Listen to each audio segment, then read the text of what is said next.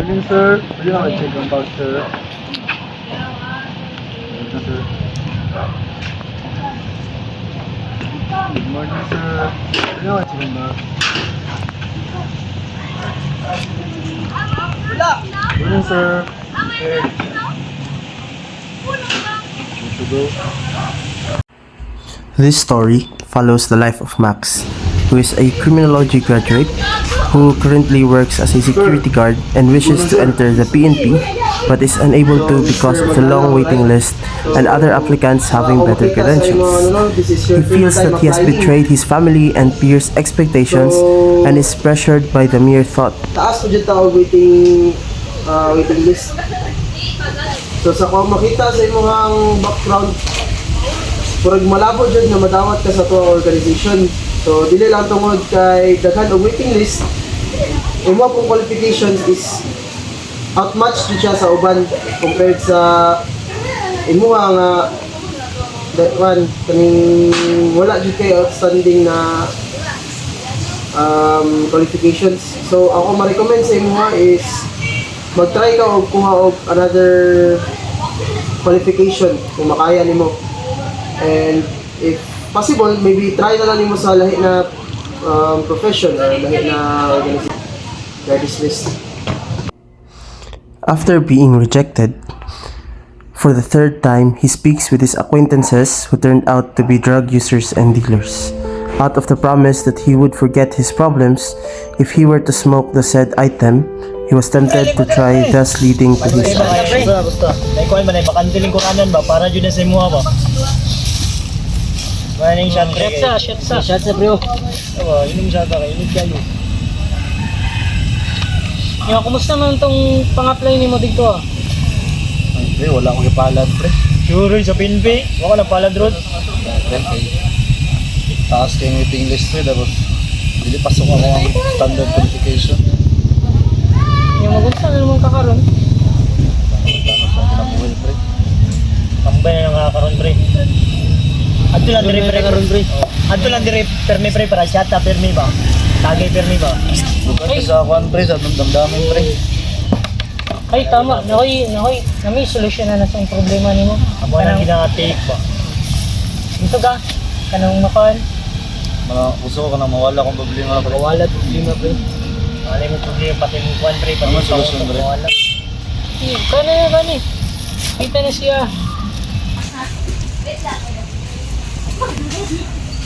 Kita ka pre. Pre, abay siya pre. Ha? Nagibala sa mo.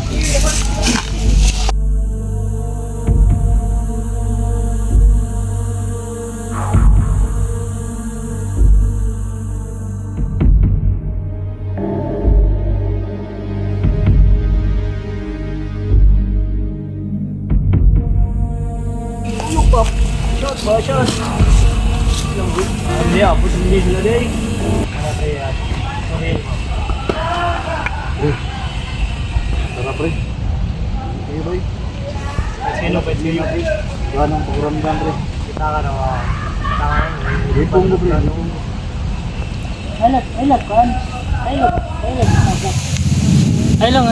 Ay lang. Sapa kung asa na nimo nakuha, kung mahurot na pud na. Gaya lang may 500, secure na 500, may balik lang sa. Sige, pre. Yeah. Lamay, pre. Diba? Kung mamroblema ka, kanang magsakit ng ulo sa mga problema nimo, kana lang gamit ka. Sige, pre. Okay. Noted. Ano sa?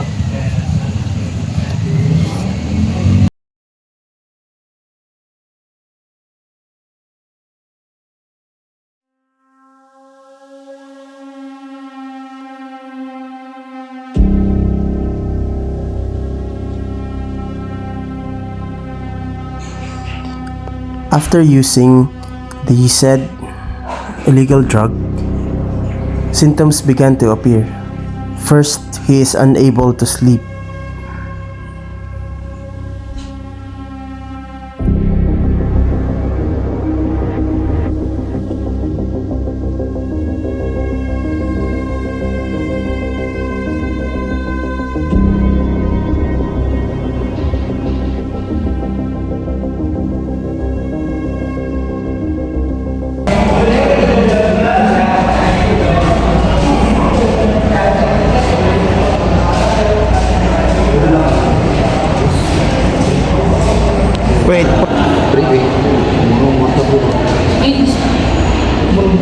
kulang na ni. Pero malugi ko nga ni. Wala kayo para sila ka o dawat ko mga gamit. Gamit ko mo. Oo.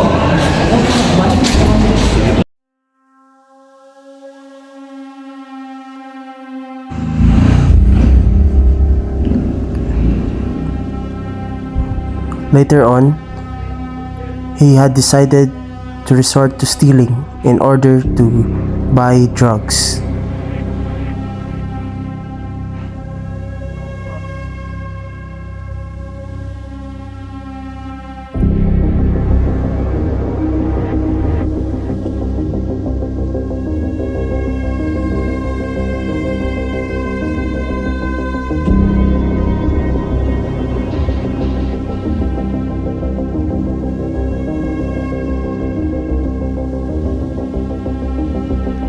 And it did not end in stealing.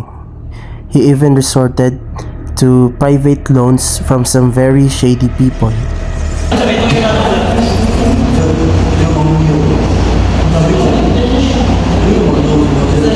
Bilang may kailangan niyo, sir. Ang namin i-control, sir. Rule, sir. Kung hindi niyo na mabayaran within 3 months, sir. Ang pangitawan, sir. Consider yung pamilya sa pagkito, sir. Sige, sir. Sabot niyo, sir. Kung ako'y na-undo rin, sir. Na may gato sa ako, sir. Na mamutang yun, sir. Kaya mo lang, nakakukuhan, sir. 1 million, sir. Awa, sir. Ay, sana, sir. Ano ni kwarta, sir? Wala na po, sir. Within 3 months, sir. Okay, sir. Okay, sir. Deal, sir. Deal. Hindi lang. Wala na sa rules na mo. Sige, sir. Hindi na ako, sir.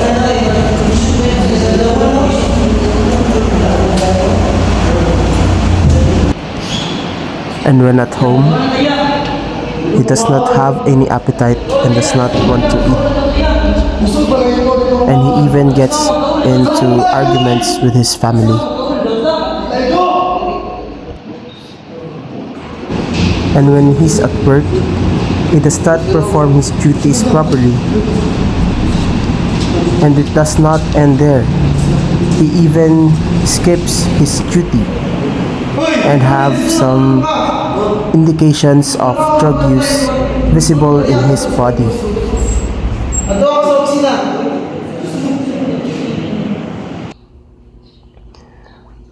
His addiction eventually led to consequences such as losing his work and having poor family relations. Si Sante na ka. Ayun ka ako buwas sa mga gamit. Sugod ka lang, hindi na ako magtrabaho na rin. That's it, dismiss. Sir. Hey, pre! Kumusta na? Kumusta na mga kuya na mo? Okay lang, pre. Nakagulong na siya sa impisyon niya. Wala na siya na ako. Wala na siya nagtrabaho. Wala na, pre. Makawa na siya yung trabaho. Kanita ko yung trabaho. Sa'yo, ulo ng tawag siya ng kuya. Grabe yung hindi kaya. Buwa siya niya. Palit sa impisyon niya. Pre, ang ma-recommend na lang ako si Mois. Ang pagin na lang tayo kuya. Ang surrender siya sa autoridad. Tayo, according sa RA 9165, Section 54, na nakapatali ka ay nagdalingon na voluntary submission. Diba? Eh, para makal siya, makal siya rehab, makatagal siya treatment. Kasi sa kung masundan na niyo, kung saan ka naman buhat na niya, kung saan ka naman pinunukuhan, wala tayo noon. So, mo lang ako ma-recommend sa inyo, ha? Para kung gusto yung kaayuhan. Sige, pre. Wala kayo sa kuya, pre. Sige, mahal ko. Chan, after having talked with his friend, decided to convince his brother to voluntarily surrender, and after a long talk, he finally decided to agree on turning himself in.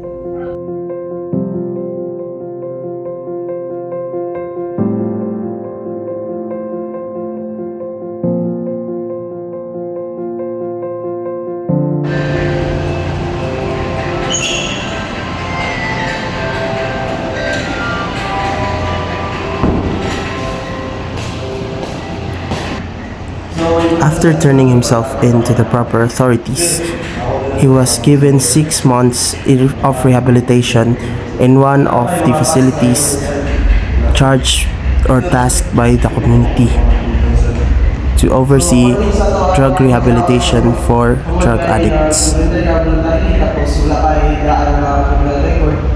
So, pwede ka ma-accept sa criminal liability, sir.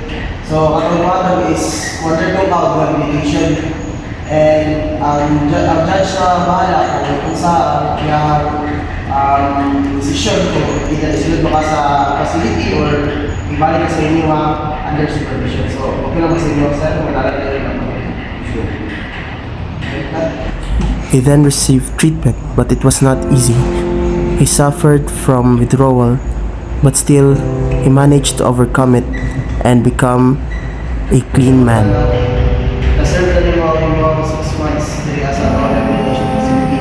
So, pili na ka ng mga kailangan ng gawas, pero every month is mababalik sa mga para sa HIV. So, congratulations, pili na ka ng gawas. He is then reintegrated into society and has returned to his family. My problems are slowly drowning